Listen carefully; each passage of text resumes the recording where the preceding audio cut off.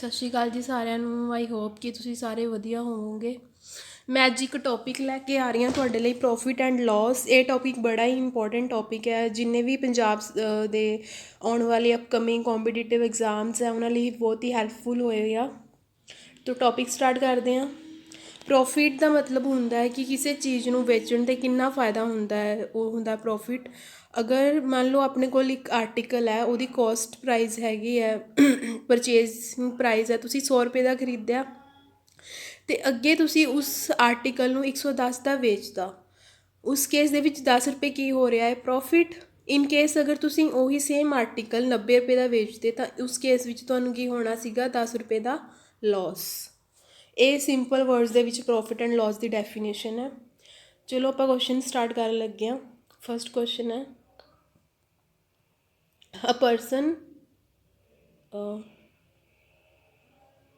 person incurs 5% loss while selling a watch for rupees 1140.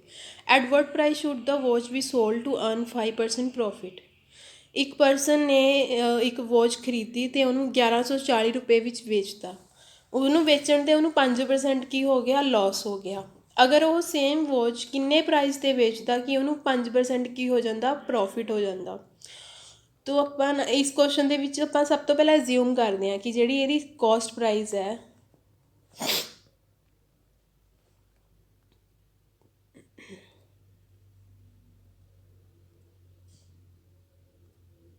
ਇਸ case ਦੇ ਵਿੱਚ ਆਪਾਂ ਐਜ਼ਿਊਮ ਕਰਦੇ ਹਾਂ ਕਿ ਵੋਚ ਦੀ ਕੋਸਟ ਪ੍ਰਾਈਸ ਹੈ CP, ਉਹ ਹੈਗੀ ਹੈ 100 ਰੁਪੀਜ਼।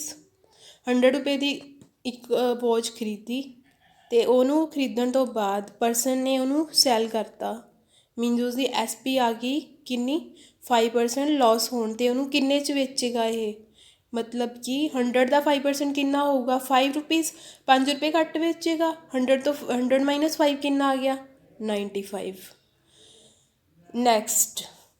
ਨੈਕਸਟ ਕੀ ਹੈ ਆਪਣੇ ਕੋਲ, ਇਹ ਤਾਂ ਆਪਣੇ ਕੋਲ ਆ ਗਈ ਸਟੇਟਮੈਂਟ ਨੰਬਰ 1। ਸੈਕਿੰਡ ਕੇਸ ਦੇ ਵਿੱਚ ਕੀ ਹੈ, at what price should the watch be sold to earn 5% profit, ਕਿ ਕਿੰਨੇ ਪ੍ਰਾਈਸ 'ਤੇ ਪਰਸਨ ਜਿਹੜਾ ਹੈਗਾ ਹੈ ਉਹ ਵੇਚਦਾ ਕਿ ਉਹਨੂੰ 5% ਕੀ ਹੋ ਜਾਂਦਾ, ਪ੍ਰੋਫਿਟ। ਹੁਣ 100 ਦਾ 5 ਕੀ ਹੁੰਦਾ ਹੈ, 5। 100 ਦਾ 5 ਕਿੰਨੇ ਰੁਪਏ ਵਿੱਚ ਵੇਚੇਗਾ, 100 + 5 ਹੀ ਹੋਏਗਾ ਨਾ। SP ਇਸ ਕੇਸ ਦੇ ਵਿੱਚ 105 ਰੁਪਏ 'ਚ ਅਗਰ ਵੇਚੇਗਾ ਤਾਂ ਉਹਨੂੰ ਕੀ ਹੋਏਗਾ, 5% ਪ੍ਰੋਫਿਟ। ਹੁਣ ਆਪਾਂ ਆਉਂਦੇ ਹਾਂ ਕੁਐਸਚਨ ਦੀ ਤਰਫ। ਕੁਐਸਚਨ ਵਿੱਚ ਆਪਾਂ ਨੂੰ ਜਿਹੜਾ ਫਸਟ ਕੇਸ ਹੈ ਉਹਦੇ ਲਈ ਆਪਾਂ ਨੂੰ SP ਕਿੰਨਾ ਦਿੱਤਾ ਹੋਇਆ ਹੈ, 1140 ਅਤੇ ਆਪਣੇ ਅਕੋਰਡਿੰਗ ਕਿੰਨਾ ਆ ਰਿਹਾ ਹੈ SP, 95। ਇੱਕ ਯੂਨਿਟ ਆਪਣੇ ਕੋਲ ਕਿਹਦੇ ਇਕੁਅਲ ਆ ਗਈ, 1140 ਡਿਵਾਈਡਿਡ ਬਾਏ 95। ਕੁਐਸਚਨ ਦੇ ਵਿੱਚ ਆਪਾਂ ਨੂੰ ਪੁੱਛਿਆ ਕੀ ਹੋਇਆ ਹੈ ਕਿ at what price should the watch be sold to earn 5% profit. ਆਪਣੇ ਅਕੋਰਡਿੰਗ ਕਿੰਨਾ ਪ੍ਰਾਈਸ ਆ ਰਿਹਾ, 105। ਹੁਣ 1 ਯੂਨਿਟ ਨੂੰ ਆਪਾਂ ਕੀ ਕਰ ਦਾਂਗੇ, 105 ਦੇ ਨਾਲ ਮਲਟੀਪਲਾਈ।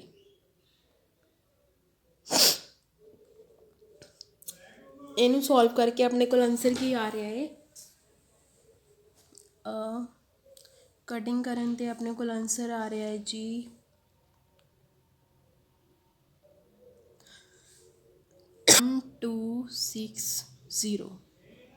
1260 ਰੁਪੀਸ।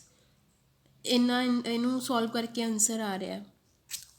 ਚਲੋ ਆਈ ਹੋਪ ਕਿ ਇਹ ਕੁਐਸਚਨ ਤੁਹਾਨੂੰ ਚੰਗੀ ਤਰ੍ਹਾਂ ਸਮਝ ਆ ਗਿਆ ਹੋਊਗਾ। ਚੱਲਦੇ ਹਾਂ ਨੈਕਸਟ ਕੁਐਸਚਨ ਦੀ ਤਰਫ।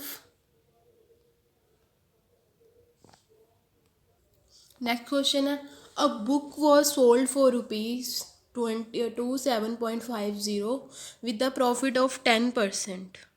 ਇੱਕ ਜਿਹੜੀ ਬੁੱਕ ਹੈ ਉਹਦਾ ਜਿਹੜਾ ਉਹਨੂੰ ਵੇਚਿਆ 27.50 ਰੁਪਏ ਦਾ ਅਤੇ ਉਸਨੂੰ ਵੇਚਣ 'ਤੇ ਪ੍ਰੋਫਿਟ ਕਿੰਨਾ ਹੋ ਰਿਹਾ ਹੈ, 10%। ਅਗਰ ਇਹ book if it was sold for the rupees 25.75, ਅਗਰ ਸੇਮ ਬੁੱਕ 25.75 'ਚ ਵੇਚੀ ਹੁੰਦੀ ਤਾਂ what would have been the percentage of profit or loss. ਇਸ ਕੇਸ ਦੇ ਵਿੱਚ ਪ੍ਰੋਫਿਟ ਹੋਏਗਾ ਕਿ ਲਾਸ ਹੋਏਗਾ। ਸਭ ਤੋਂ ਪਹਿਲਾਂ ਆਪਾਂ CP ਮੰਨ ਲਈਏ ਕਿ ਕਿੰਨੀ ਹੈ, CP ਆਪਣੇ ਕੋਲ ਆ ਗਈ 100। ਨੈਕਸਟ 100 ਦੇ ਉੱਤੇ ਅਗਰ 10% ਦਾ ਪ੍ਰੋਫਿਟ ਹੁੰਦਾ ਤਾਂ ਆਪਣੇ ਕੋਲ SP ਕਿੰਨੀ ਆਊਗੀ, SP ਆਊਗੀ 110। ਅਤੇ ਹੁਣ ਆਪਾਂ ਇਹ ਵਾਲੀ ਸਟੇਟਮੈਂਟ ਨੂੰ ਦੇਖੀਏ ਅਗਰ, ਇਹਦੇ ਅਕੋਰਡਿੰਗ ਆਪਣੇ ਕੋਲ ਐਸ ਪੀ ਕਿੰਨੀ ਆ ਰਹੀ ਹੈ 110 ਰੁਪਇਆ। ਵੈਸੇ ਐਕਚੁਅਲ 'ਚ ਐਸ ਪੀ ਕਿੰਨੀ ਹੈ 27.50। ਹੁਣ 1 ਯੂਨਿਟ ਆਪਣੇ ਕੋਲ ਕਿਹਦੇ ਉੱਪਰ ਆ ਗਈ 27.50 divided by 110। Next question, next statement ਕੀ ਹੈ, if it was sold for rupees 25.75 then what would have been the percentage of profit or loss। ਹੁਣ ਆਪਾਂ ਨੂੰ ਕੀ ਚਾਹੀਦਾ, ਸੀਪੀ ਚਾਹੀਦਾ ਹੈ ਨਾ ਇਸ ਕੇਸ 'ਚ। ਸੀਪੀ ਆਪਾਂ ਅਜ਼ਿਊਮ ਕਿੰਨਾ ਕੀਤਾ 100। 1 ਯੂਨਿਟ ਦਾ ਪ੍ਰਾਈਸ ਕਿੰਨਾ ਆ ਰਿਹਾ ਇੰਨਾ। 100 ਨੂੰ ਅਗਰ ਆਪਾਂ ਮਲਟੀਪਲਾਈ ਕਰਾਂਗੇ 1 ਯੂਨਿਟ ਨਾਲ 27.50 ਡਿਵਾਈਡਿਡ ਬਾਈ 110। ਇਹ ਵਾਲਾ ਪੁਆਇੰਟ ਹੈ, ਇਹਦੀਆਂ 2 ਜ਼ੀਰੋਸ ਲੱਗ ਗਈਆਂ ਇੱਧਰ, ਕੈਂਸਲ ਹੋ ਗਿਆ, 0 ਨਾਲ 0 ਕੈਂਸਲ। 11 2s 22 5। ਸੀ ਪੀ ਕਿੰਨੀ ਆ ਗਈ ਆਪਣੇ ਕੋਲ 25। ਅਗਰ ਸੀ ਪੀ 25 ਹੈ, ਨੈਕਸਟ ਸੈਕਿੰਡ ਕੇਸ ਦੇ ਵਿੱਚ if it was sold for rupees 25.75, S P ਅਗਰ ਇੰਨੀ ਹੈ 25.75, ਸੀ ਪੀ ਆਪਣੇ ਕੋਲ 25 ਹੈ, ਤਾਂ ਇਸ ਕੇਸ ਦੇ ਵਿੱਚ ਆਪਣੇ ਕੋਲ ਕੀ ਹੋ ਰਿਹਾ ਹੈ, ਗੇਨ ਹੋ ਰਿਹਾ ਹੈ। ਕਿੰਨਾ ਗੇਨ ਹੋ ਰਿਹਾ ਹੈ 0.75 ਦਾ। ਅਤੇ ਕੁਐਸਚਨ 'ਚ ਕੀ ਪੁੱਛਿਆ ਪਰਸੈਂਟੇਜ ਨਿਕਾਲਾਂਗੇ ਆਪਾਂ ਇਹਦੀ ਡਿਵਾਈਡਿਡ ਬਾਏ ਸੀ ਪੀ ਕਿੰਨਾ ਹੈ 25 ਇੰਟੂ 100। ਇਹ ਪੁਆਇੰਟ ਦੇ ਨਾਲ 2 ਜ਼ੀਰੋਸ ਕੈਂਸਲ, 25 3 75। ਆਪਣੇ ਕੋਲ ਪ੍ਰੋਫਿਟ ਪਰਸੈਂਟ ਕਿੰਨਾ ਆ ਗਿਆ 3%। ਆਈ ਹੋਪ ਕਿ ਇਹ ਕੁਐਸਚਨ ਵੀ ਤੁਹਾਨੂੰ ਚੰਗੀ ਤਰ੍ਹਾਂ ਸਮਝ ਆ ਗਿਆ ਹੋਊਗਾ। ਚੱਲਦੇ ਹਾਂ ਆਪਾਂ ਨੈਕਸਟ ਕੁਐਸਚਨ ਦੀ ਤਰਫ। Tradesman sold an article at a loss of 20%. If the selling price had been increased by rupees 100, there would have been a gain of 5%. What was the cost price of the article? ਹੁਣ ਇਸ case 'ਚ ਮੰਨ ਲਓ ਕਿ ਆਪਣੇ ਕੋਲ ਸੀ ਪੀ ਹੈ, ਜੋ ਆਰਟੀਕਲ ਦੀ ਸੀ ਪੀ ਕਿੰਨੀ ਹੈ 100, ਅਤੇ ਇਸ ਕੇਸ ਦੇ ਵਿੱਚ 100 'ਤੇ ਆਪਾਂ ਨੂੰ ਲੋਸ ਕਿੰਨਾ ਹੋ ਰਿਹਾ ਹੈ 20%। 100 ਦਾ 20% ਕੀ ਆਊਗਾ 20। ਲੋਸ ਹੋ ਰਿਹਾ ਤਾਂ ਮਾਈਨਸ ਹੋ ਜਾਊਗਾ, 100 minus 20 is 80। If the selling price had been increased by 100, there would have been a gain of 5%। ਅਗਰ 5% ਦਾ ਗੇਨ ਹੁੰਦਾ ਤਾਂ ਉਸ ਕੇਸ ਦੇ ਵਿੱਚ ਕਿੰਨੀ ਐਸ ਪੀ ਦੀ ਅਮਾਊਂਟ ਕਿੰਨੀ ਆਏਗੀ 105। ਹੁਣ ਅਗਰ ਆਪਾਂ ਦੇਖੀਏ ਕਿ ਜਿਹੜਾ ਇਹ ਵਾਲੀ ਸਟੇਟਮੈਂਟ ਨੂੰ ਦੇ ਵਿੱਚ ਲਿੰਕ ਦਿੱਤਾ ਹੋਇਆ ਆਪਾਂ ਨੂੰ, if the selling price had been increase by 100, selling price ਨੂੰ ਅਗਰ 100 ਦੇ ਨਾਲ ਆਪਾਂ 100 ਵਧਾ ਦਈਏ ਤਾਂ ਕਿੰਨਾ ਅਮਾਊਂਟ ਬਣਨਾ ਚਾਹੀਦਾ ਹੈ, ਉਹ ਆਪਾਂ ਹਲੇ ਨਹੀਂ ਕਰ ਸਕਦੇ। ਆਪਣੇ ਅਕੋਰਡਿੰਗ ਜਿਹੜਾ ਸੈਲਿੰਗ ਪ੍ਰਾਈਸ ਦੇ ਵਿੱਚ ਡਿਫਰੈਂਸ ਆ ਰਿਹਾ ਉਹ ਕਿੰਨਾ ਆ ਰਿਹਾ 80 ਐਂਡ 105 ਦੇ ਵਿੱਚ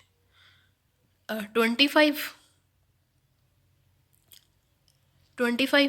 ਬਟ ਐਕਚੁਅਲ 'ਚ ਇਹਨਾਂ ਸਟੇਟਮੈਂਟ ਦੇ ਅਕੋਰਡਿੰਗ ਕਿੰਨਾ ਡਿਫਰੈਂਸ ਆ ਰਿਹਾ ਹੈ 100। 1 ਯੂਨਿਟ ਦਾ ਪ੍ਰਾਈਸ ਕਿੰਨਾ ਆ ਗਿਆ 100 ਡਿਵਾਈਡਿਡ ਬਾਏ 25। ਅਤੇ ਆਪਾਂ ਨਿਕਾਲਣਾ ਕੀ ਹੈ ਕੁਐਸਚਨ ਵਿੱਚ, what was the cost price of the article. ਆਪਣੇ ਅਕੋਰਡਿੰਗ ਕੋਸਟ ਪ੍ਰਾਈਸ ਕਿੰਨਾ ਹੈ 100। 25 4 ਦਾ ਆਂਸਰ ਕਿੰਨਾ ਆ ਗਿਆ 400। ਸੀ ਪੀ ਕਿੰਨੀ ਆ ਗਈ 400। Next question. Retailer buys 40 pens at the marked price of 36 pens from a wholesaler. If he sells these pens giving a discount of 1%, what is the profit percent? ਇੱਕ retailer ਨੇ 40 ਪੈਨ ਹੈ ਜਿਹੜੇ ਉਹ ਮਾਰਕ ਪ੍ਰਾਈਸ ਜਿਹੜਾ 36 pens ਦਾ ਹੈ ਉਸ 'ਤੇ ਖਰੀਦੇ, ਅਤੇ ਉਹਨੇ ਪੈਨਸ ਨੂੰ ਇਸ ਤਰ੍ਹਾਂ ਵੇਚਿਆ ਕਿ ਉਹਨੇ ਮਾਰਕ ਪ੍ਰਾਈਸ ਦੇ 1% ਕੀ ਦੇਤਾ ਡਿਸਕਾਊਂਟ ਦੇਣ ਤੋਂ ਬਾਅਦ ਉਹਨੂੰ ਕਿੰਨਾ ਪ੍ਰੋਫਿਟ ਹੋਇਆ, ਇਹ ਕੁਐਸਚਨ ਪੁੱਛਿਆ ਗਿਆ। ਸਭ ਤੋਂ ਪਹਿਲਾਂ ਆਪਾਂ ਅਜ਼ਿਊਮ ਕਰਦੇ ਹਾਂ ਕਿ 1 ਪੈਨ ਦੀ ਜਿਹੜੀ ਮਾਰਕ ਪ੍ਰਾਈਸ ਹੈ ਉਹ ਹੈਗੀ ਹੈ ₹1। Next C P of 40 pens ਕਿੰਨਾ ਆ ਜਾਏਗਾ, equal to mark price of 36 pence means 36 rupees। 36 rupees ਆ ਗਿਆ 40 pence ਦੀ ਸੀ ਪੀ।